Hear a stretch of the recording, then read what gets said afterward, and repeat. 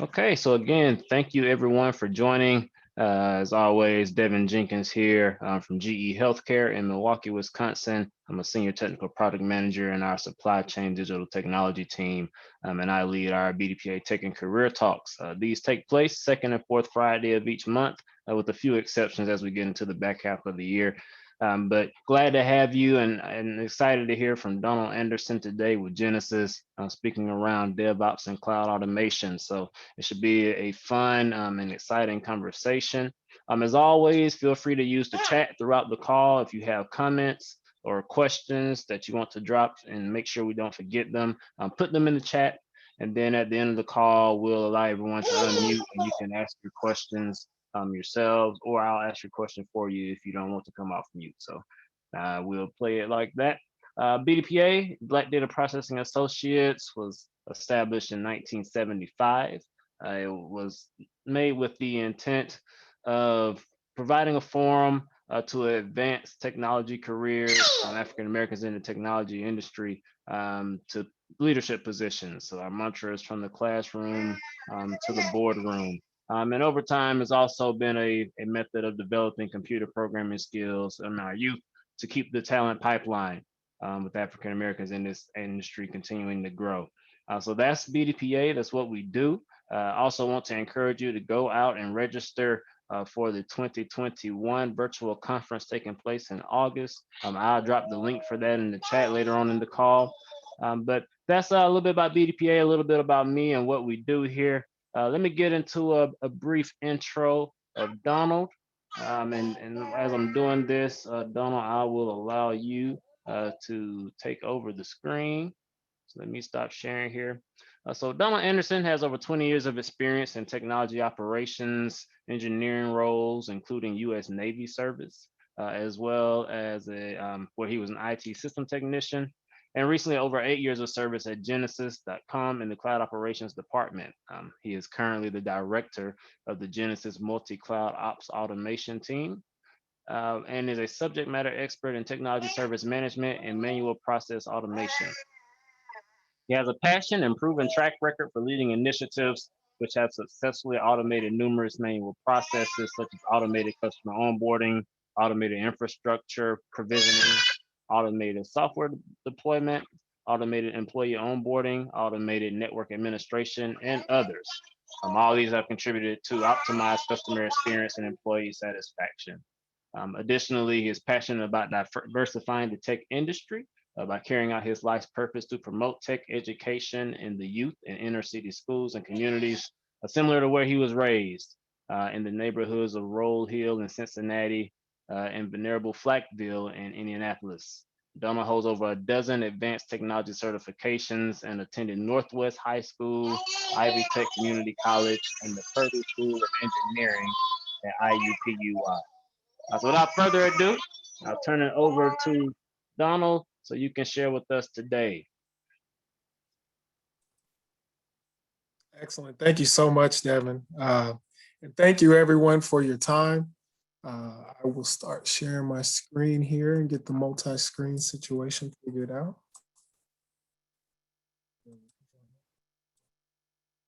All right. Yeah, so today we're going to have a high-level overview of DevOps and cloud automation. I'm on a limited time here, so I am starting my timer. Try to be respectful of everyone's time and stay on track so we'll have time for questions at the end. Bear with me for a moment. Okay. So yeah, first off, I want to just thank BDPA for the honor and the privilege of being able to address you all fine professionals and those who are interested in learning a little more about DevOps today. The content will be, bear with me for a second here. Content today will be quick bio. I think Devin did an awesome job though, so I'll skip right through that. Offline knowledge to obtain and recommended reading. I always believe in teaching a person how to fish rather than handing them a fish. So I will be referring to some literature and training that I think have kind of expanded the depth and breadth of my knowledge. DevOps definition, that was always up in the air for many years. What is DevOps? And I want to describe the value of self-service and API-driven automation workflows. And then I'll also talk about how DevOps, at its initial emergence, what it kind of looked like and how it's evolved over time. So we'll look at the tool chains and the evolutions of those. So as Devin mentioned, I'm the director of multi-cloud automation at Genesys. Genesys is emerged and is the market leader in customer contact center as a service, hosted as a SaaS offering in the cloud. And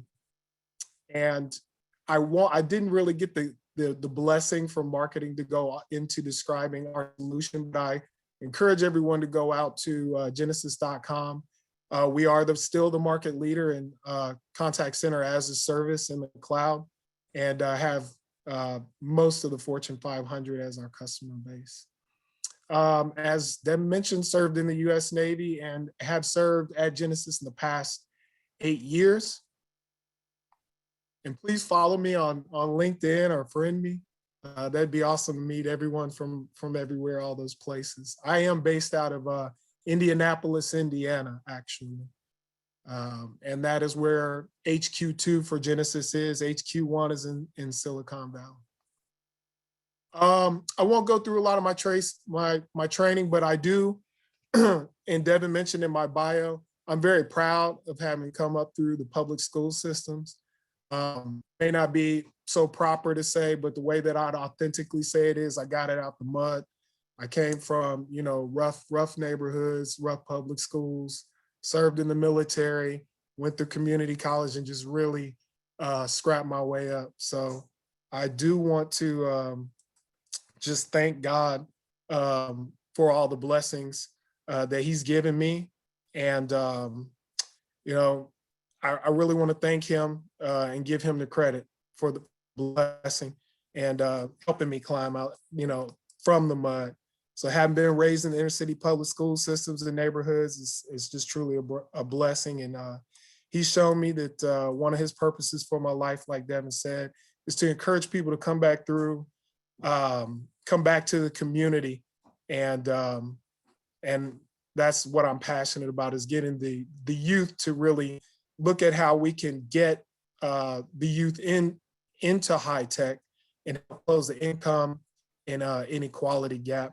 I really believe that's the key. I have my Black Panther chain on today in my shirt, because at the end of that movie, when he went back to the community and wanted to share with them the technology, that's really kind of my passion and purpose. I also love the purpose and the passion of BDPA. And I want to thank the leadership for giving me the opportunity. Without further ado, as I mentioned, I really like to lead by talking about sharing knowledge and so recommended reading. So we won't have time to cover too much today, but I'd like people to just dive in. So what I'd recommend reading, I highly recommend IT Revolution Press. The Phoenix Project, if you haven't read it, it's a novel. It's funny if you've worked in tech for a while. It's really funny, the different stories, and they really show the DevOps evolution of a company. The DevOps Handbook was written by the same authors, but it's more an actual prescriptive guide on how to implement DevOps practices. And then Accelerate is also from IT Revolution Press. Jez Humble and Gene Kim, who were authors of DevOps Handbook, and it really gets into the analytical science around the different behavior patterns, the different flow of work that we're going to talk about today. Also, site reliability engineering books from the folks at Google. SRE is actually emerging, and I would encourage everyone to see how SRE and Dev kind of coexist. And so the topics that are covered there are like the four golden signals of observability, service level objectives, error budgets, trigger signals, signal to noise ratio optimization. So really how to operate a resilient infrastructure. I would also highly recommend any ITIL training. I have ITIL certifications in service operations and in service transition in addition to foundation, but it really gives you a holistic perspective on configuration management, change management, release management, which is important when you're shipping software. And then also when you're operating it, service request processes, access request processes, incident management, problem management, root cause analysis, etc. I'd also recommend reading Lean, because what we're going to talk about is creating flows of work, the fast flow of work in an API-driven manner using workflow automation, and Lean really helps you maximize the value and reduce the waste.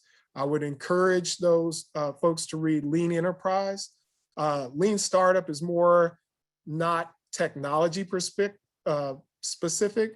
Lean Enterprise is, and Jez Humble is one of the authors there, and he's kind of one of the fathers around continuous delivery of software. And then once you get everything figured out from those different perspectives, I would definitely recommend everyone look into Agile if you haven't, in order to not only develop software, but also manage your projects to implement. So I am product owner and Scrum Master certified. So let's talk about the DevOps definition, right? This was always very controversial for a while. There were 1,000 different definitions. So I spoke about IT Revolution Press earlier, so I'm going to give their definition.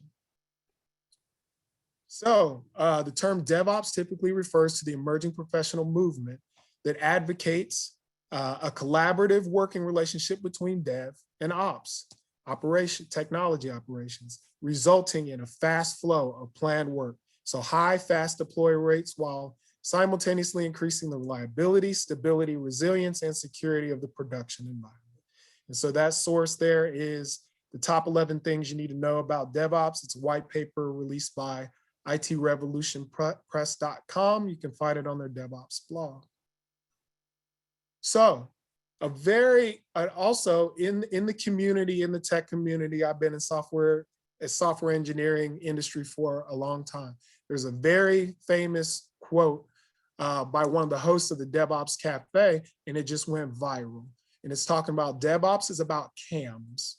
And so we'll break that down. Culture. So people and process first. That's why I recommended tech service management knowledge. If you don't have culture, all automation attempts will be fruitless. This kind of goes back to that famous quote by Bill Gates, is that automating an efficient process expands its efficiency, but automating an inefficient process just magnifies its inefficiency. So automation, this is what I'm passionate about. One of the places you start once you understand your culture. At that point, the tools can start to stitch together an automation fabric for DevOps, and we'll get into that fabric.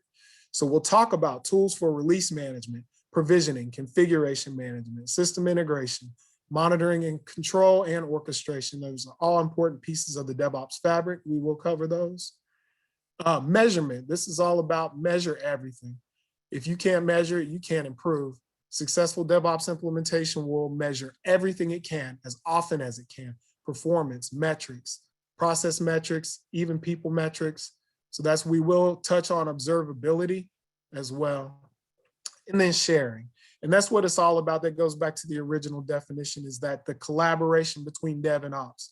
No longer just, hey, here's our code, we've packaged it, it's in our artifact repository, go get the binaries, good luck. They're throwing it over the wall. Really, sharing is the loop back in the CAM cycle. Creating a culture where people share ideas and problems is critical. It's not dev versus ops, it is dev and ops working together.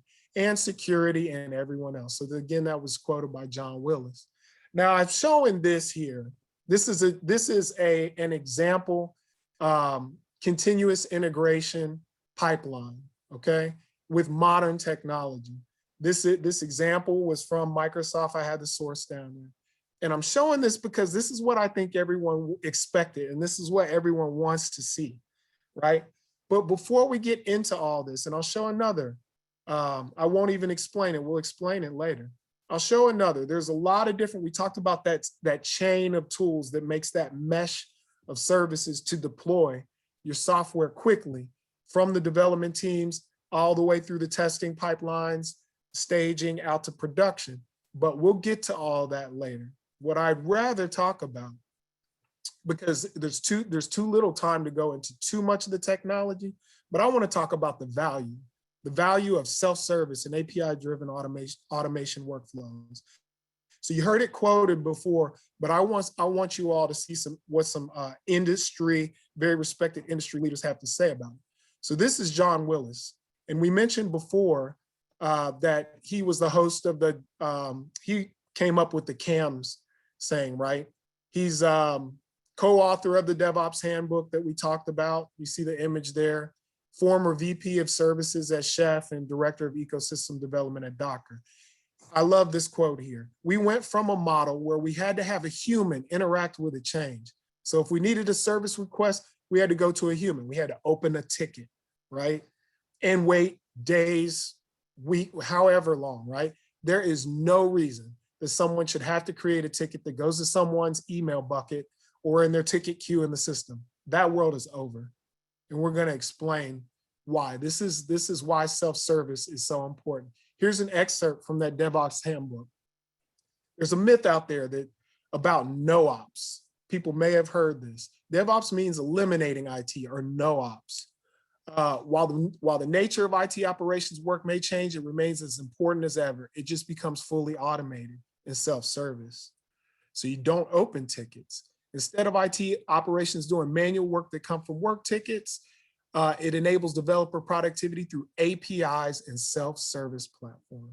That's what we're going to talk about today. That is DevOps in a self-service API-driven world. This gentleman here, his name is Tom Limoncelli. He wrote the book. This is also recommended reading. The practice of cloud system administration, especially if you're not in software engineering, it is very high level. So he's a former SRE. We talked about site reliability engineering at Google, and he was the SRE manager at Stack Exchange. Here's his quote. When I started at Google, I was on a team that was in charge of handing out VMs for the entire company. If you needed a machine or had an issue with a machine, you opened a ticket. Eventually, we got together a web front end and an API that then we achieved self-service. Then the only tickets we opened were the ones that required features that weren't yet implemented in the API. Over time, we got fewer and fewer tickets. It was a sweet evolution. That was the evolution at Google. That's what happened. They opened up tickets requesting a VM and throwing their code over the wall, maybe a ticket for a change request for somebody to go deploy it, right? We'll talk about how all this happens. This gentleman here is fascinating. Kelsey Hightower is a genius. He's a Google developer evangelist, and he is a subject matter expert in Kubernetes. And here's what he had to say. So going forward, you're going to have to be super competitive in terms of how fast you can get to the point where someone wants to do a thing and it happens. You don't open a ticket and wait. So APIs are starting to resonate quite a bit. And for those who aren't familiar with software, I've mentioned APIs quite a bit. It's an application programming interface, and it's a way to integrate, and it's a way to interact with a program rather than the user interface at the presentation layer. Rather than the GUI, it is using a HTTP, either REST or XML SOAP API endpoint to communicate with that and to make two different systems communicate. So APIs are starting to resonate quite a bit, especially how you stitch them together for workflows. So if you can augment a platform to work that way and tie it into your change management system, you're gold. If you can take your cloud agnostic system, like he mentioned, Cloud Foundry, but we'll talk about Terraform and Kubernetes, But if you can hide it behind a ticket system like Jira or ServiceNow, you're gold. So you provided the full self-service cake. Okay, so that's the value of DevOps from the industry leading experts. So here's the DevOps flow of work. Now we're starting to get into the pictures that people may have expected to see. We're not gonna, there are so many DevOps tools out there, it's crazy, but I just wanna look at the life cycle right at the top. Collaborate, build, there's also coding and planning. Build, test, deploy, and run or operate. And there's also monitor. But there's so many tools in the world that we can only focus on a few. So I'm going to take some examples, like for collaboration, Jira and Microsoft Teams, for building, GitHub and Jenkins, which I love Devin's last name. And then for configuration management and provisioning, we will talk about Chef Puppet, Ansible, and Terraform. We'll talk about JFrog Artifactory as a binary for artifact management. We'll talk about all three major clouds, Amazon, Google Cloud Platform, and Azure. Talk about Kubernetes, and we'll talk about some of those monitoring and logging tools. I wanted to show this because if you go Googling what DevOps is, you may see all of those different lifecycle stages that I talked about before, from planning, code, build, test, release, deploy, operate, and monitor. Here are some of those, what used to be, I guess, some of these still are the emerging leaders in different spaces, but we'll talk about how this has changed over the years. And here's that same, so again, there's so many tools that handle every single part of that life cycle, but we'll just focus on a few. So now I'm back to the pipeline. So we're talking about the flow of work here, right? We talked about the different life cycle phases, stages within DevOps. So this scenario, this is from Microsoft, and this is looking at the deployment of a Node.js web app and a database backend, with the database backend being the Cosmos DB, which is a NoSQL. If you're familiar with Mongo, I've heard of MongoDB, it's the PaaS, their platform as a service equivalent of Mongo. So a developer the data flows through the scenarios follow. A developer makes a change to the Node.js web application source code. The code change is committed to source control repositories such as GitHub. To start the continuous integration process, a GitHub webhook triggers a Jenkins project build. The Jenkins build job uses a dynamic build agent in Azure AKS, Azure Kubernetes Service, to perform a container build. Next, a container image is created from the code in source control, and then it's pushed to the Azure Container Registry. So I think I could actually guide along with the verbiage here, the explanation. Through continuous deployment, so you've heard of CI/CD, that's continuous integration and continuous deployment. So continuous integration, again, was where the GitHub webhook would trigger the Jenkins project build. And now we're on continuous deployment, the CD part of CI/CD. So this is through continuous deployment, Jenkins deploys the updated container to this Kubernetes cluster.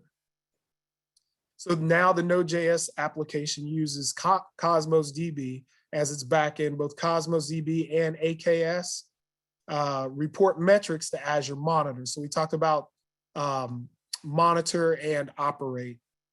And in this instance, a Grafana instance provides visual dashboards of the app performance on the data from Azure Monitor. So that is a example pipeline. I'll walk through kind of the different stages again.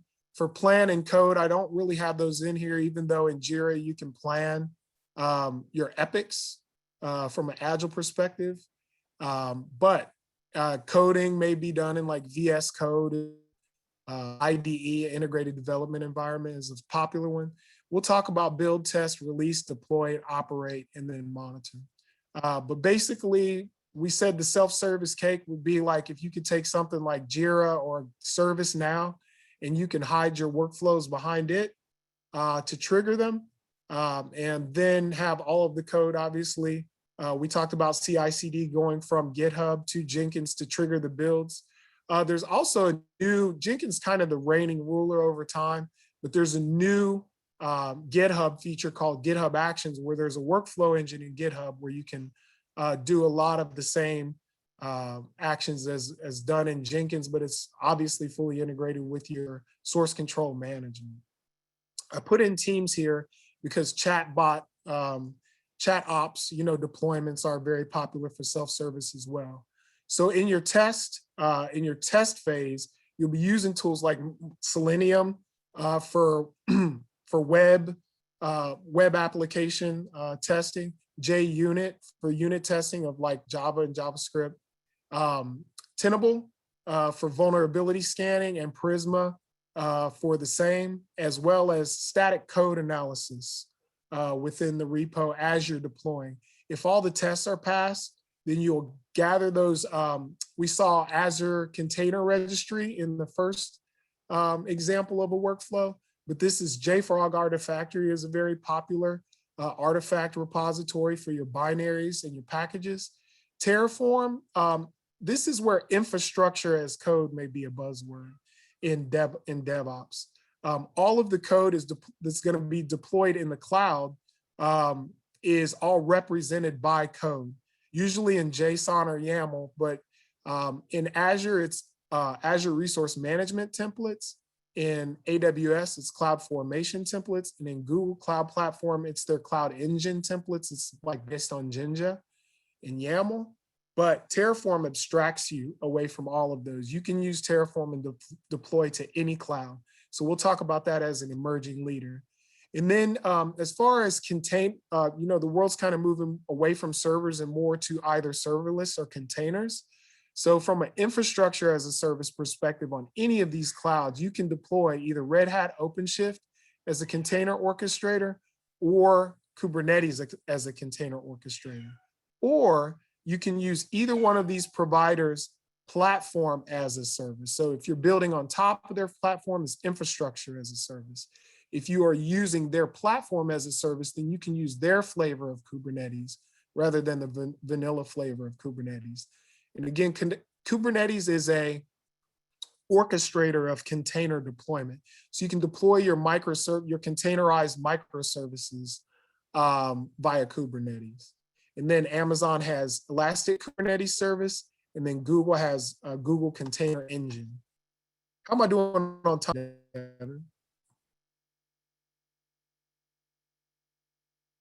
We're good. Okay, good.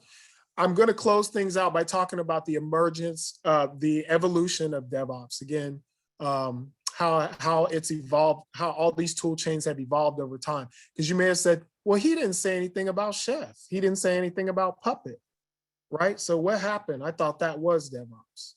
Okay, so we'll talk about it. I'm going all the way back to the 2013 State of DevOps report. This report is also published by IT Revolution Press. In addition to Puppet Labs, the top 5 tools used to support DevOps initiatives: version control systems. We talked about GitHub, configuration management and ticketing systems, resource monitoring and provisioning. We'll talk about actually all 5. Now, the legacy leader and still the emerging and I guess reigning leader for version control is GitHub. You may have heard of Bitbucket. You may have heard of GitLab. You may have heard of a lot of these other popular ones, but GitHub is still, I would consider, the leader. For provisioning, it used to be GitHub and CloudFormation for AWS, because AWS was the first to really have a robust public cloud offering. But now, as I mentioned, the emerging leader for infrastructure as code is now Terraform, because it can abstract away from, it can deploy to any cloud. And in the multi-cloud department that I work in, that's very important. Being cloud agnostic is the buzzword there. The next tool chain, now Chef and Puppet, and I could have had Ansible in there as well, but Chef and Puppet forever were seen as the emerging leaders. I could have lumped Jenkins in there, or I'm sorry, for configuration management, no. Chef and Puppet. I would consider Terraform and Terraform State being the leader there. And then as far as idempotency, which is a term which means basically if infrastructure changes, Chef or Puppet will find it and make it conform back to what you've defined, kind of like that cop in Terminator in the movie where he gets shot up and then he just kind of go back to how he was. It's not necessarily immutable, but it's based on idempotency. It's based on the desired state. You declare the desired state, and if Chef or Puppet finds that your infrastructure is not in that state, it will get it back in the proper state.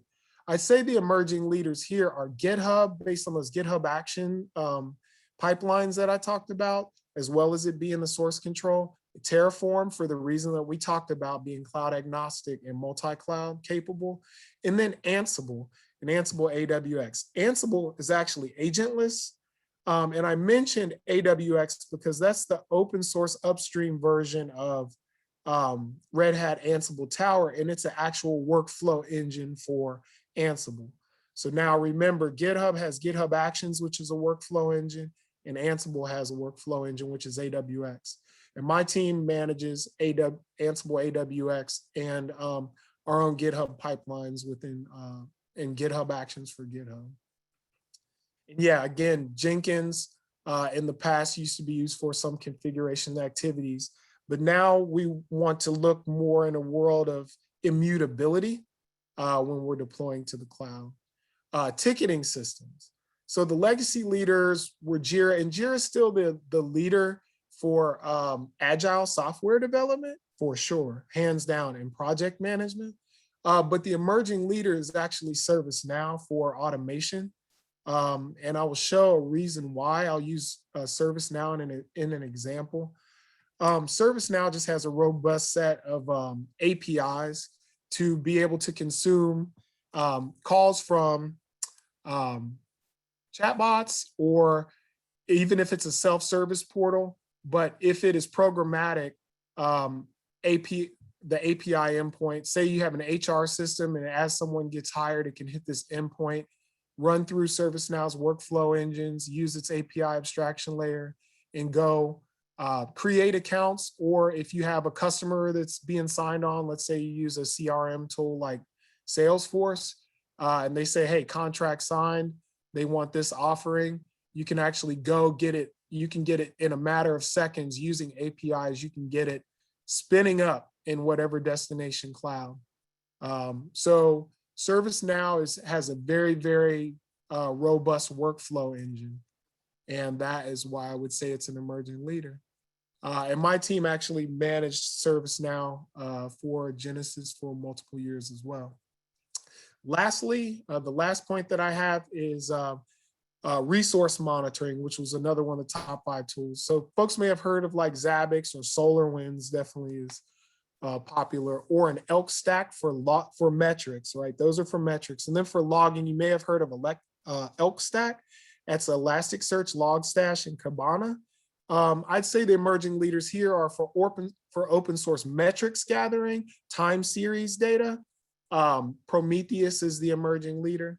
And for tracing and application tracing and transaction tracing, New Relic is one of the leaders. And then for logging, I'd say Splunk always has been a leader, but I would say that would be a safe bet to have them in that conversation there as well. So again, we went through the flow of DevOps work. We went through all the tooling. I couldn't get super duper technical with everything, but I just want to open it up for questions, and thank you all for your attention, for allowing me to share. I get pretty passionate about this stuff, so I'd love to hear the questions. All right, thanks, Donald. We did just have a question hit the chat from George Mitchum. If you want to come off mute and ask your question, go ahead.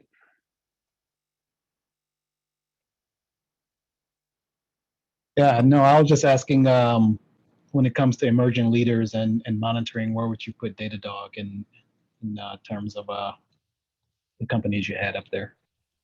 Yeah, Datadog is actually Prometheus. I mentioned Prometheus, but Prometheus is open source. Datadog is actually since I had Splunk there and it's a for-pay cloud offering, right? As is New Relic, I would say that Datadog is superior to Prometheus. Prometheus is open source, but yeah, no, that's a great point. Datadog probably for metrics, right, and time series data, I would say Datadog, I probably should have mentioned them as a leader. So thanks for pointing that out.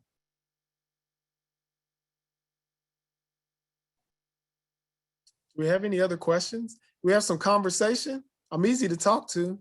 We can just we can just have a conversation. I love to talk about this stuff. How you doing today? My name is Greg Flowers. First, I'd like to say thank you to BDPA. Thank you for Devin for the platform. And I'd like to say I enjoyed your presentation. It was very thorough. I learned a lot of things, especially just clearing up the definition of DevOps and what the different processes entails. That was something that wasn't quite clear in my mind. My question would be around, you mentioned that ticketing systems, cloud deployments, and you even got into some metrics and things that were very well suited for DevOps automation. My question is, have you found any processes that aren't well suited for DevOps automation? Yeah, so yeah, there are processes that are usually siloed in a system, in a legacy system that doesn't really have adequate API coverage, because it's very hard to automate without robust APIs available for upstream and downstream systems to either consume from an ingress or egress perspective. So there are just some legacy applications that we still try to automate things that may be legacy, but you have to use a process that's called ETL. It's extract, transform, and load the data. So if you have like some legacy HR system and it doesn't have, and so let's say, employee or engineer onboarding, sometimes it's hard to get that data. So ideally there'd be a webhook that based on some condition, if this, then fire this webhook to this API. And we parse out the data and we parse out the parameters and we use it to feed either a workflow or a tool. But with old legacy apps like that, sometimes you just have to do maybe even some legacy type of FTP transfer of data to some warehouse. And then you have to extract, transform, you have to pick it up, transform the data and load it. And sometimes the effort just isn't worth it. So sometimes people say, well, we'll just open a ticket. But then from that point, from the ticketing system, from that point, you should have all the required fields that you need, the parameters that would be needed to, let's say, an Active Directory or an LDAP somewhere, set up that user. Or the same is the case for if you have contracts that are being signed and this customer bought this software, but you're in some system where your contract system, maybe it's a CPQ, quote and pricing system. If it doesn't have robust APIs, sometimes it's not worth doing an ETL. It may be painful. Sometimes it's just open up a ticket. Hopefully that answered the question. No, that was a very thorough answer, and I understood every step of the way. I appreciate it. My follow-up question would be, if a person was developing a DevOps workflow, looking at your diagram here, there's a number of pieces. Where would you advise them to start? With the DevOps work, oh yeah, great question. So the first thing that I would do is to not even worry about the tooling. Don't even worry about the tooling. I will go back to, it's all about the process. You have to map out the process. So I would go to lean principles. And I would, if you read the book, The Phoenix Project, they talk about, I don't know why my slides are not allowing me. Oh, I see why. I will go back to that slide. So lean, anybody who, so I have my Lean Lean Six Sigma certification. And so what you have to do is map out the actual process on a whiteboard, in Visio, whatever you do.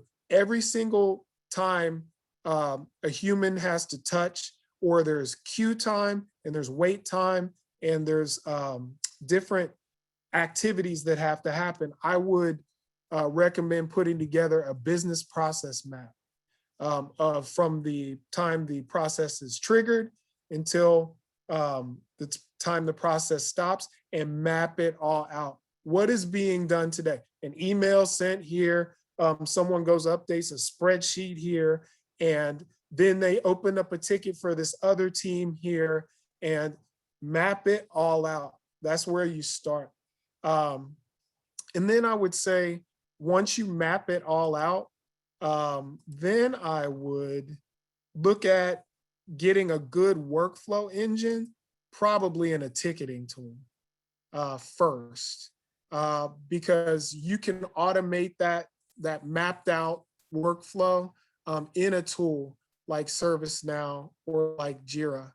And then from that point, I would recommend, really, you can go from ServiceNow even right out to your cloud,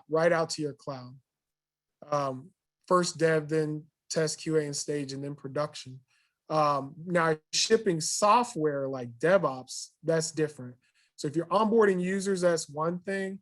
But even requesting a VM to be spun up, like that Google example we had, where at Google, they were opening tickets, this one here, where they were opening tickets. I would definitely start with mapping out the process, getting into a ticketing system or some type of workflow tool, and I would recommend that first, because you can evolve a lot just by that.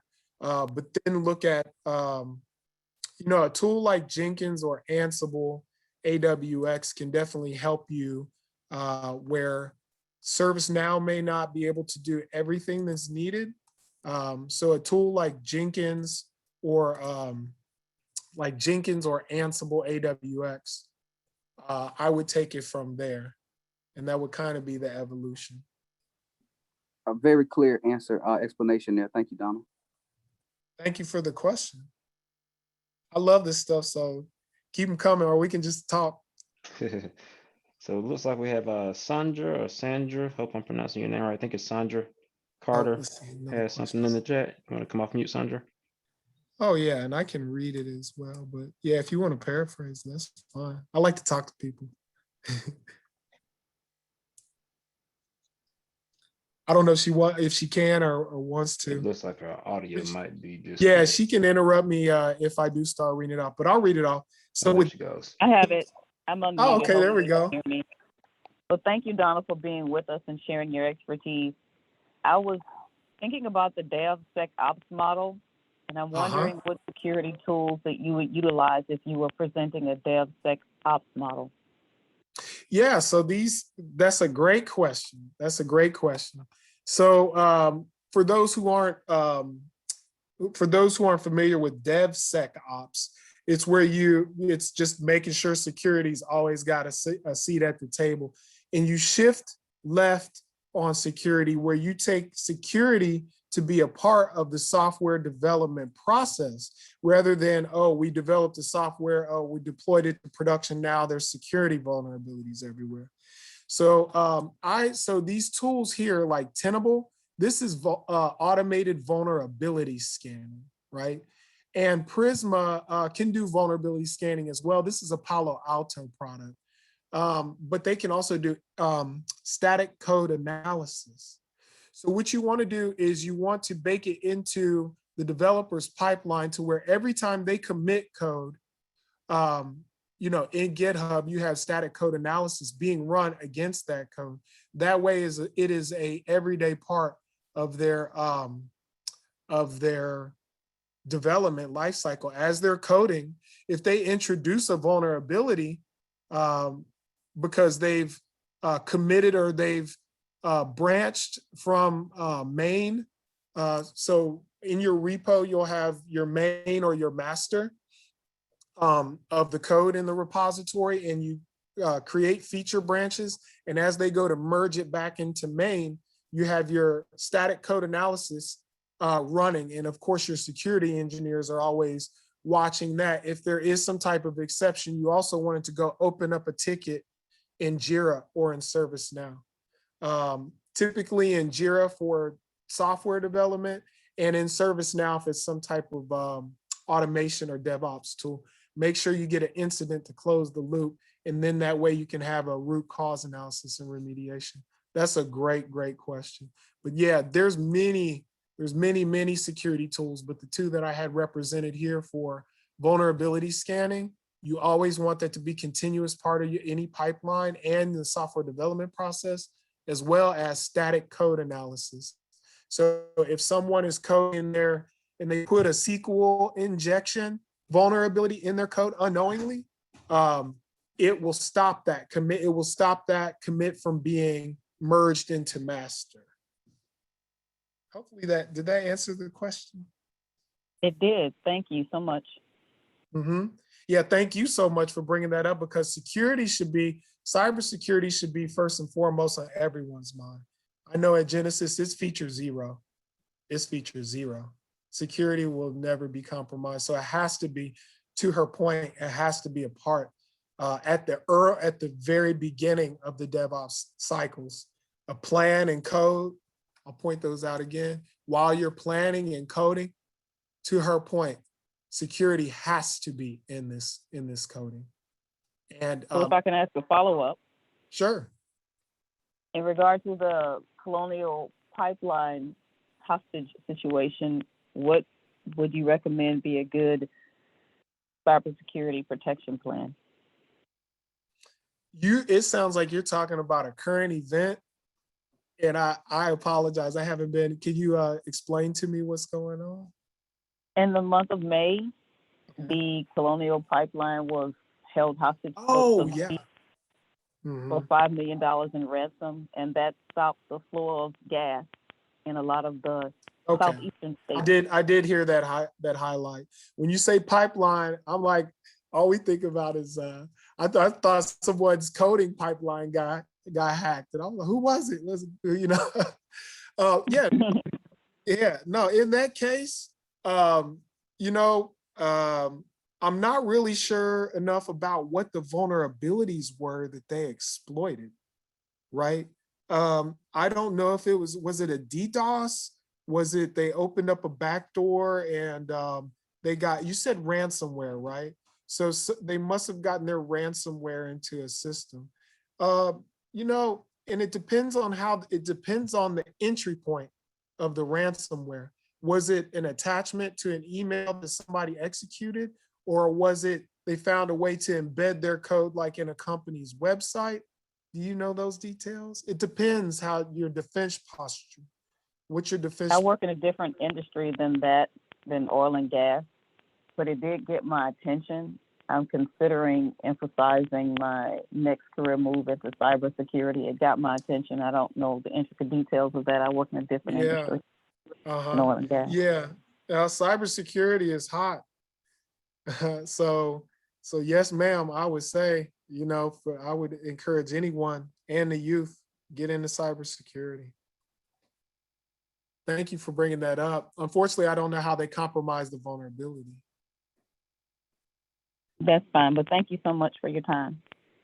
Thank you for the question. Does anyone else have any question? Anything about anything particular here? I put this up here because it's not the busiest slide. We saw a slide, I think they had 100 tools on it. Datadog was on there too, so I should have noticed that. But I saw Ted had I think 2 questions up next. Oh, let me see. Ted. Yeah, I gotta monitor that. And Ted, if you want to come off mute, feel free. If not, don't worry. Yeah, it may need a little more context to the question about poor VPN or old password. Yeah, so yeah, please read it. Yep, no problem. He's juggling things. So yeah, So Yeah. I'll scroll up then, Donald. So I think the last couple comments were in response to the pipeline situation. So he asked if someone wants to Oh, work in this field, where should they start? GitHub, cloud like AWS. And then his follow-up question was, is there a way to build test systems with virtual machines? yes. So as far as getting started, I would definitely look into taking the foundation certifications for Azure. Like I took the Azure Foundation certification and also the AWS Cloud Practitioner. It is their base level. It will introduce you to cloud computing, and they will touch a little bit on how to deploy infrastructure as code in a continuous integration and deployment, continuous delivery pipeline. And then I would look at maybe maybe the next level of certifications there. And then also I would then look into doing some training on GitHub. And that is if you are interested in DevOps in general. If you're interested in process automation, just the automating of any process, I would highly recommend ServiceNow training to take legacy processes. If your company has ServiceNow, I would definitely take their free training. It's the ServiceNow Administrator Foundations training. But yeah, those are the three that I would probably take is probably, if it's process automation, if you're more of a business process analyst or someone who's not, developing code or deploying cloud infrastructure, I would start there. But if you are working in the cloud and in IT and deploying, I would look at the base level certifications for Azure and AWS. That's how I got started. I got started when I was in the Navy. I started reading the base level certifications for Microsoft Certified Systems Engineering. And then I took the base level certification for Cisco network engineering, got my CCNA, got my MCSE, and that's kind of how I got my start, just one step at a time.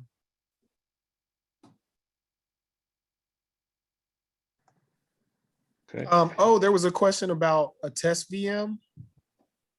Yep. Is there a way to build test systems with virtual machines? Yeah, absolutely. I mean, so you can on your own, like deploy a hypervisor, right? You could use Microsoft Hyper-V. There's VMware has a version. There's OpenBox, or I'm trying to think of the name of that one. Somebody help me out. It's been VirtualBox. And yeah, you can build out test systems. The thing is that you won't necessarily be able to emulate the cloud and infrastructure as code, but you would be able to do automation with tools like HashiCorp. So HashiCorp is the parent company for Terraform. They have another tool called Vagrant, and you can use that to deploy multiple and test automation within a virtual machine. But what I would suggest learning cloud computing right away. So you can sign up for a free account for Microsoft Azure or a free account for Amazon AWS or Google Cloud Platform, and just watch a couple of their videos or take those base level certifications on how you can deploy VMs as code and have a test environment. And not just one test VM, but you'll be able to deploy virtual networks like VNets in Azure or in Amazon virtual private clouds, VPCs. You can do that. So deploy a subnet, deploy multiple VMs or containers, or and start learning about serverless, like AWS Lambdas are serverless, and that's an emerging way to automate. And then in Microsoft, they have Azure Functions, which are serverless. So I would suggest people, if your company's heavily using VMs, then I would definitely look at that, but they probably also have a cloud adoption program as well. So I'd start looking in the cloud. I know we're coming up on time, and I want to be respectful of everyone's time. Everyone's so busy, and I want to thank you all for sharing your time with me. Yeah, so yeah, we are at time. I know Carter had a question in here, and also see Martin had his hand raised. Sure, I've got time for questions. I don't have a hard stop. Okay, How you so doing, Donald? No, sorry. Hello? Yes. okay, I was going to let Carter go first, and then we'll come to you, Martin. Okay. All right now. Okay. All right, Carter, if you're still on, I know you had something in the chat here.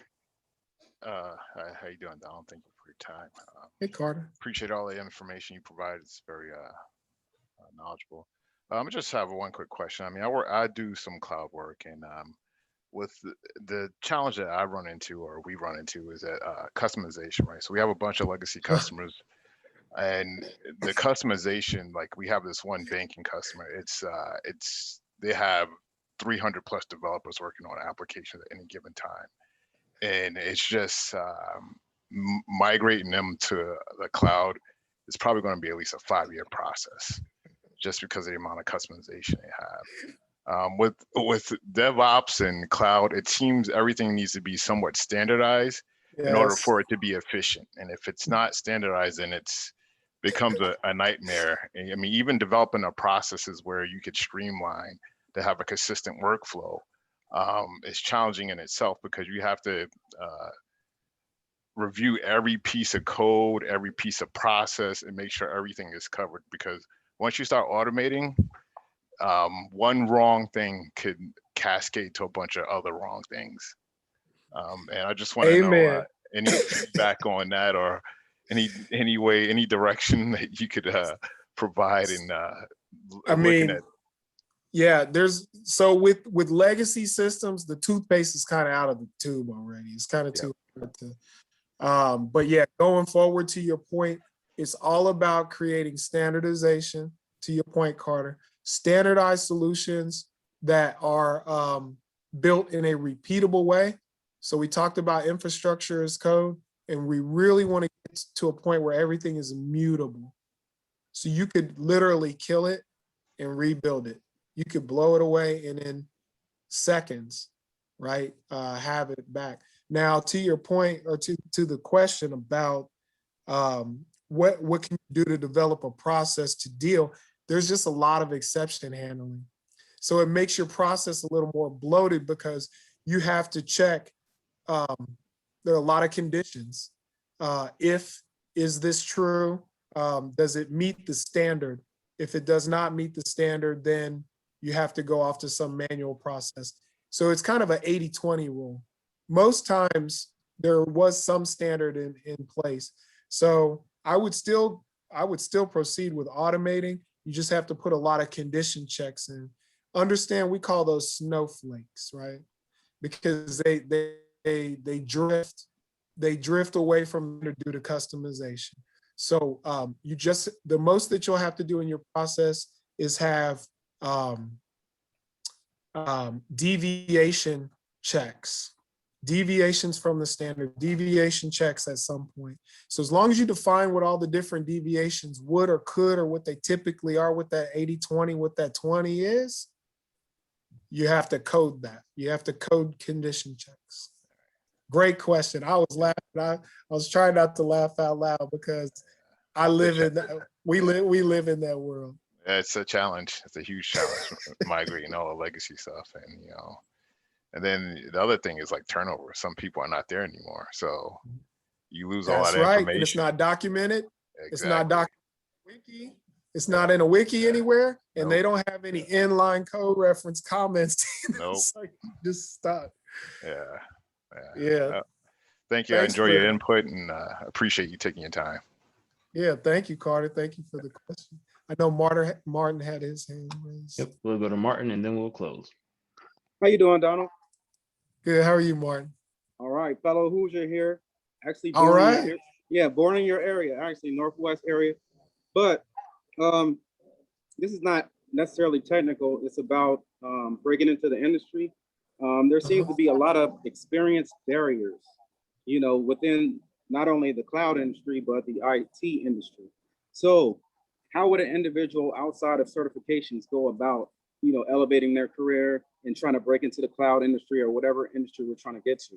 Because a lot of gatekeepers use the experience excuse or the experience. You have to know what you're doing, but they use the experience barrier to not elevate even after you get a certification. That's a great question. And I would say two things. I would say like BDPA mission and vision, like that's why I love it so much. And, you know, I just want a big shout out to the leadership, you know, Terry Morris and the whole leadership, his whole leadership team, because that mission, I would say community, get plugged into a community and network, and keep asking folks questions. Like everyone who you meet, ask them the same question you asked me and have that discussion, right? Because the more people you know, you can get your foot in the door somewhere. The second thing that I would say is don't be afraid to take something that you feel like. So when I got my MCSE certification, I was Microsoft Certified Systems Engineer. I could deploy an entire domain and Active Directory domain and deploy servers for any company, but I had to work at the help desk. I had to start at the help desk. So I came from the help desk. And I would say, don't worry about taking that position that you think is beneath you, because if you've actually got the talent, and 9 times out of 10 we do, they will move you up quickly. So I was on the help desk for 6 months. Next thing you know, I was in the network operations center and was learning about configuring switches and firewalls. And then the next thing you know, I was doing SQL databases and deploying servers. So that would be my recommendation. Get plugged into the community, network, and then don't be scared to be humble at first, because they're going to see your drive and your work ethic. And Appreciate it. Yeah. Yeah, thank you. Thank you again, everyone, so much. This was fun. So thank you again for sharing with us, Donald. In the chat, I've dropped Donald's LinkedIn profile. If you want to connect with him, please take advantage of that. I've also dropped the link to register for the 2021 BDPA virtual conference. We would love to have everyone be a part of that experience. And then also the recording of this session, as well as our previous talks, are available online on our Tech Talk website. And I've dropped that link in the chat as well. So feel free to take advantage of all of those. We look forward to having you back for our next Tech Talk in a few weeks. But if not else, if I don't talk to you before then, have a great weekend. Stay safe. Thank you for joining as always, and we'll see you next time. Bye. Have a great weekend. Thank you.